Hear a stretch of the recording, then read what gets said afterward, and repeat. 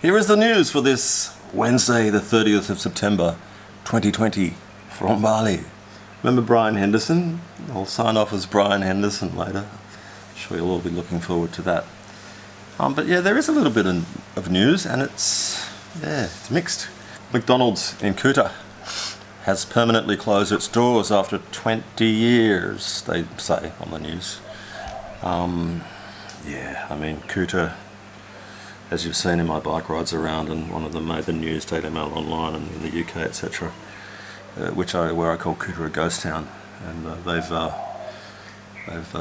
mirrored those words in the article in the Bali Sun. Mostly Kuta is closed. Macca's closed after 20 years.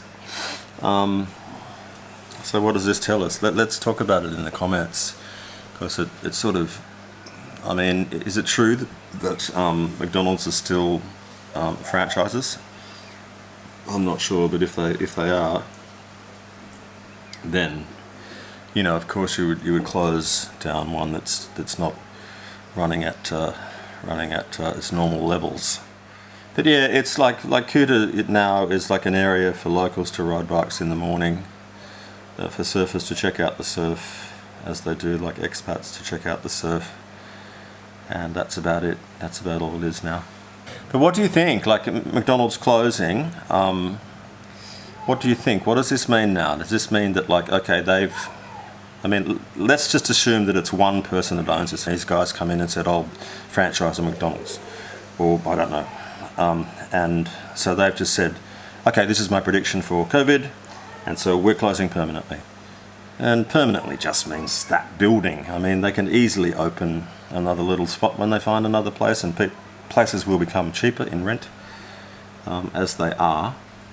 And COVID will go on, in my opinion. So let's talk about that in the comments, and we'll get on to the next subject in a second, but I just need to do something. Well, you may be wondering why this is in shot. There's no reason. It just came off the shelf. It's just one of the little pieces of decor. There's probably a genie in the bottle before, and somebody's opened it and it's plug it off. Next little thing is, like on our little YouTube community here, there's stories of visa loopholes where you can arrive from other countries and pay 800 Australian dollars. It's 8 million, so whatever that works out to in your country, and you can come for 6 months on that 8 million. So I just want to open the gate about that one, and let's discuss it in comments on this video, because it really interests me. Like, you have to have your COVID check, but that's cheap, comparatively, depending on where you're from. Also stories that you can't travel from Jakarta to Bali at the moment, so I'm wondering if you can travel from Surabaya or other parts of Indonesia. So yeah, let's open a conversation about that. I may or may not throw in some footage of a dude that's on Facebook in the Bali groups that's running around the beaches with a sharpened stick and saying that he's already killed a couple of dogs and threatening people with the stick who were trying to stop him. And so the point that I wanted to make, if I show the vision, I'll just make it really blurry, just to show that, yeah, it's a thing. Crazy.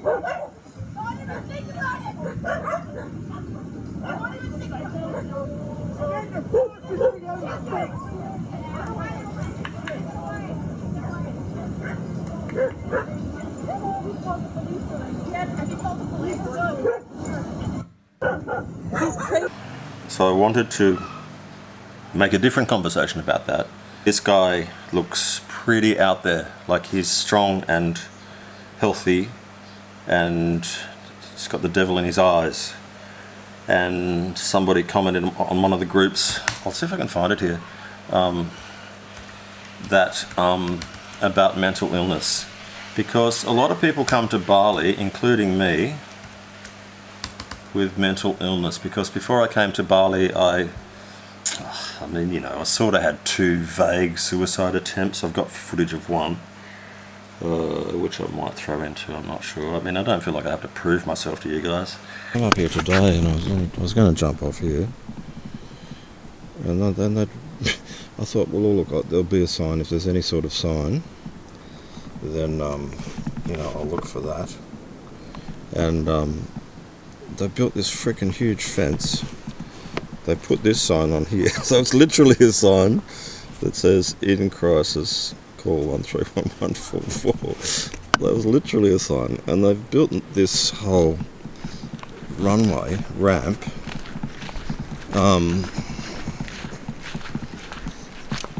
With green grass, like fake.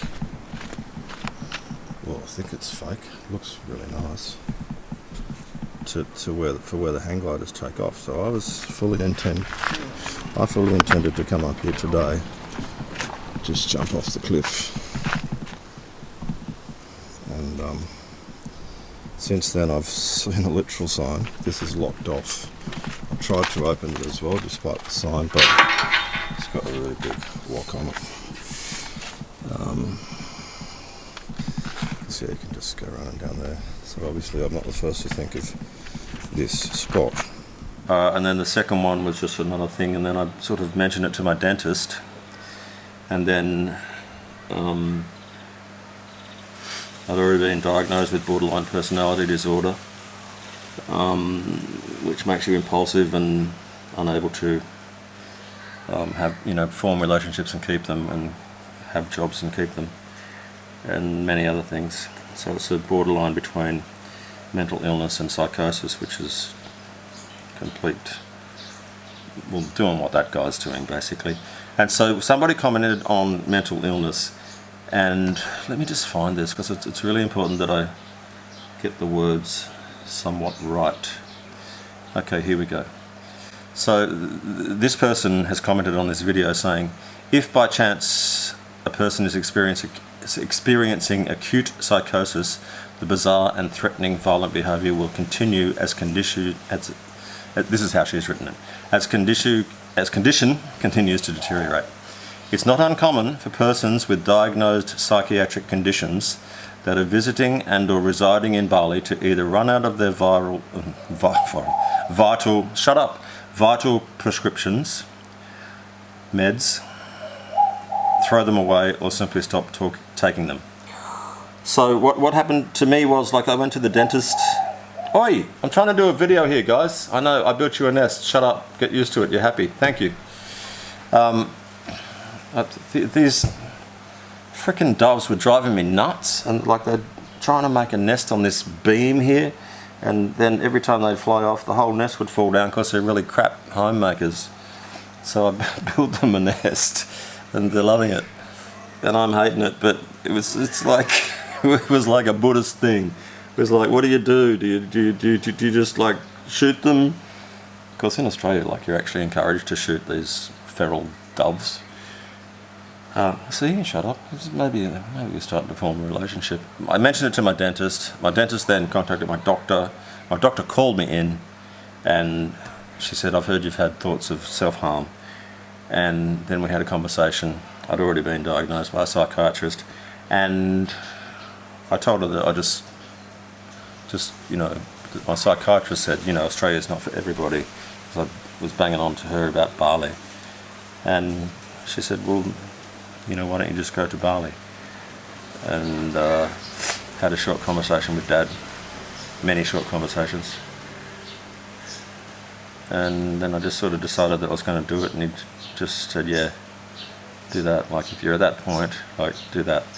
And that's what I did. This is an overshare, it's way overshare, but look, I don't have a lot of time left on this planet, and if I can invoke some encouragement to people with mental illness, like, that's my plight at the moment, that's my mission. And I've got the beauty of YouTube and a following, and you can love or hate this or whatever, I don't care, because to me it's more important to be honest and to say exactly where I'm at, because a lot of people share a lot of love with me, and this means so much to me, and it's not real love, it's virtual love, but it's enough, you know, to make me sit here in front of a camera. But there's some more news about Bali, but that's just that. So I just wanted to point out the fact that if you're coming to Bali to live, right, you need to sort out your meds. Now, in a normal situation, you could fly back to Australia and get more meds. You can bring as much as you like, as long as you have a doctor's certificate saying he's carrying this and this is why, and a visa that says how long you're staying. I mean, if you're only coming over here for a month, which was my problem, I brought enough for, well, this trip I brought enough for, I've still got the dregs of just Valium. I've got, I think I kept 2 for the plane flight home or something. But this is a serious issue. They're really expensive here. You've got no medical help. If you have a KETAS, which is a work permit, then you get cheaper medical and perhaps meds, I'm not sure. But a lot of people just start to feel better when they get here because they wanted to be here. And then that's how I was on Prozac, and like, I have been since 1990, no, something like that. And of course I ran out, and I was on the disposable kind, so you can put it in a drink, or like, it just goes down easy. And here I can get Prozac, but it affects my gut because it can cause internal bleeding, which it did. So there are complications with your medications. So that came together nicely. So you need to think about, if you're moving here, like how you can get your medications. You can't get them sent here. That's impossible. Like you can't send anything to here now. Like I think I told you before, I got a cycling jersey sent, and it cost me $50 in immigration in import duty. A friend had a push bike and it cost him $500 for a $500 push bike, $500 in import duty because it was classed as a means of transport that was not Indonesian. And medications, forget it. Like there's no way. There's no way that you can send like these kinds of medications to Indonesia. I got some very strong painkillers, but only through, not a dodgy source, through a doctor who got it through an anaesthetist at the hospital, who I had to consult with, and that shit ended up making me a bit crazy anyway, so I stopped taking that. You can get tramadol over the counter at like one place that I know of in Kuta, and it just takes forever to sort this stuff out. So if you're retiring in Bali, or you're coming here, or you're planning on coming here and doing that, you need to be able to get in and out. Perhaps you could go to Singapore and see a doctor. You need some options. Oi, I told you before, we're making a video here, dude. Keep it down. Yeah, so that was just something that I thought of because of this guy. Like people are, you know, just saying put him in jail and he's a nutter and you know, whatever, because he's running around saying all dogs have rabies and I've already killed 2. It's not the dogs that are the problem, it's him, and he has something wrong, you know, and he needs help, and it's not available here. I've called 2 doctors now about my illness, and they say, oh, I can bring some around some painkillers. It's not about painkillers, it's about holistic treatment, and it's not just about, you know, healthy eating either. It's holistic, so it's Western medicine meets Eastern medicine, if you like. So yeah, I've wanted to get in front of the camera today because I really want to vent, and I'm certainly doing that. Next story coming up. A lot of people talking about, you know, as I said, the loopholes and with the visas, etc. I haven't seen my visa for 3 months now. I just haven't had it. I have a copy of it, that's enough. And it's on my phone.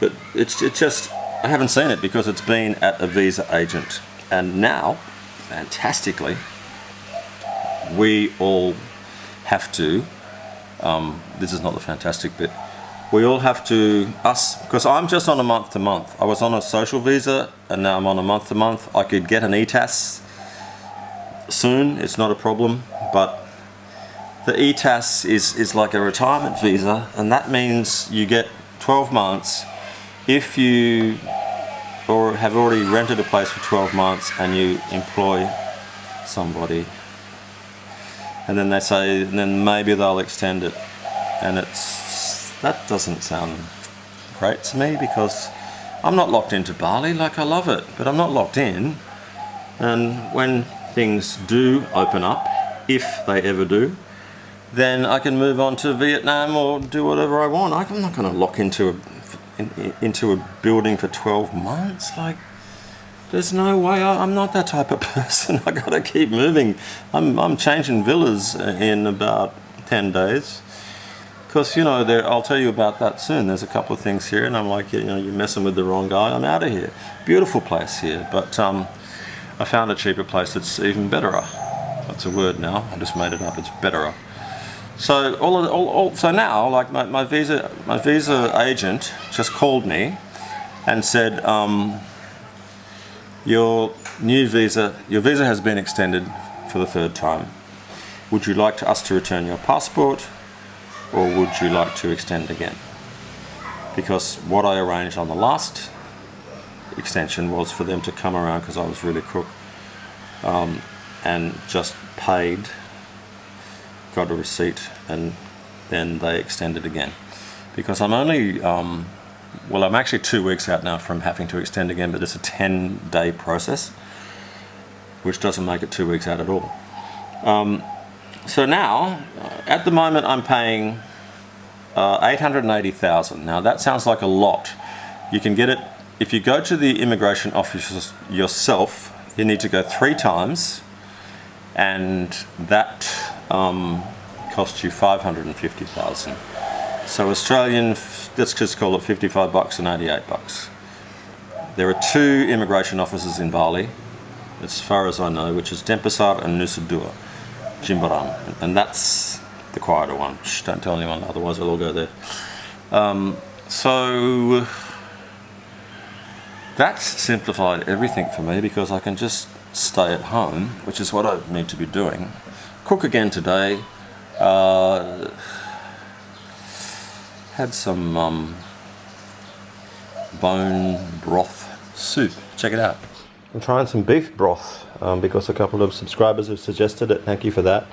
It's not quite beef broth, but yeah, I got a couple, one in the fridge, because I get food delivered, so it's just easier. Mostly when local food arrives, it comes just with a container in a plastic bag like that. This is your sambal, so chili, mixy, stuffy, which is probably detrimental to what I'm trying to achieve with this beef broth. Let me put it into a bowl. Oh, it actually is pretty much beef broth. Yeah, it's just broth with a little bit of beef from a Chinese style store. It's a new one promoted on Grab. And so let's have a taste.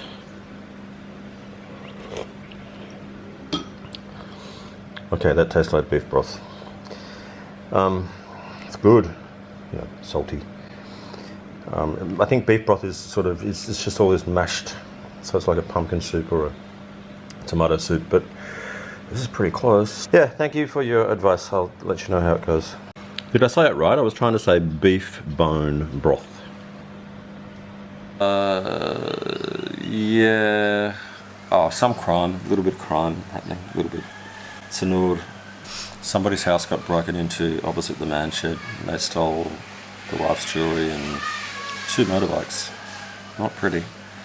And also in the Seminyak and Changi area, which are renowned for it anyway. I'm not sure what their situation is. I'm not sure how cautious they are with their belongings. But the place that I'm moving into next week has security, 24-hour security. And I feel pretty comfortable like bunkering down at this stage, because people need money and there are going to be desperados in every country in the world. Have I shown you this? Yeah, it's one of those days. It's just been frustrating because yesterday I was in bed, today I was like, just felt crook, and it's like man flu for 3 months in a row. So, as Brian Henderson would say, that's the way it was this Wednesday, the 30th of September, 2020. And then you say something else, I can't remember what. See you later.